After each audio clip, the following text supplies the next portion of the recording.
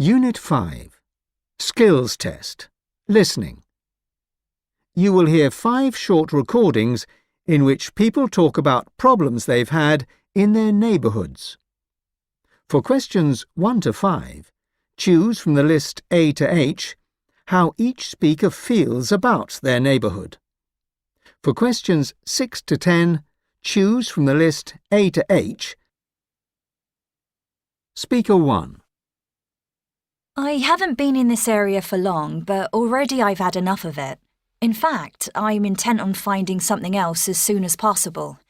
The problem is that I just don't get on with any of the people around here, and I don't really want to either.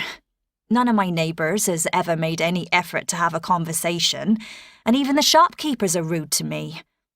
I still carry on being friendly to everyone, and I try my best not to let it get to me. However, it is getting me down because I feel like I'm not welcome.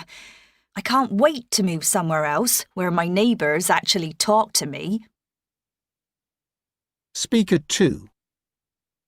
This is generally considered one of the nicer parts of town. We all take pride in creating a good impression, and almost all the people in my street are great neighbours. Thing is, the family next door clearly don't see things in the same way.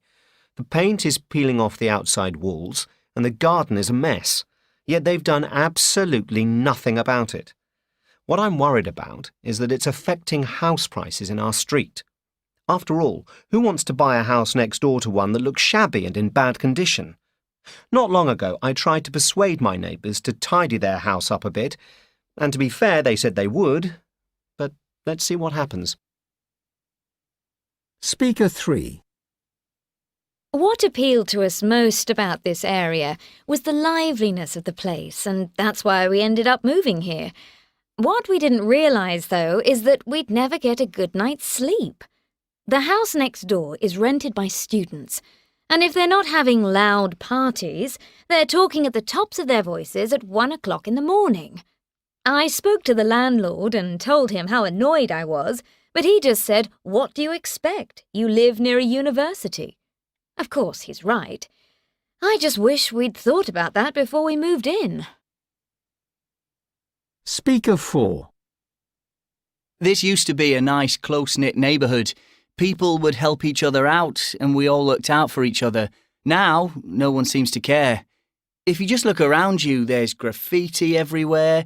The bus stop has been vandalised. It's heartbreaking, but it's virtually impossible to get anyone to do anything about it. For example, last month I tried to get everyone together to talk about the situation, but only one person turned up. Their lack of interest really gets to me. Speaker 5. I was born and raised in this neighbourhood, so despite our new neighbours, I definitely won't be moving away. They'll have to leave first, and they can take their horrible dogs with them. I've got nothing against these creatures in general, but when I see them outside my house, it really winds me up. Half the time, the owner doesn't even have them on a lead. They're a dangerous breed, and I can't imagine what they might do to my kids. To be honest, I haven't said anything to the owners, but I did speak to the police about it, so hopefully they'll sort it out.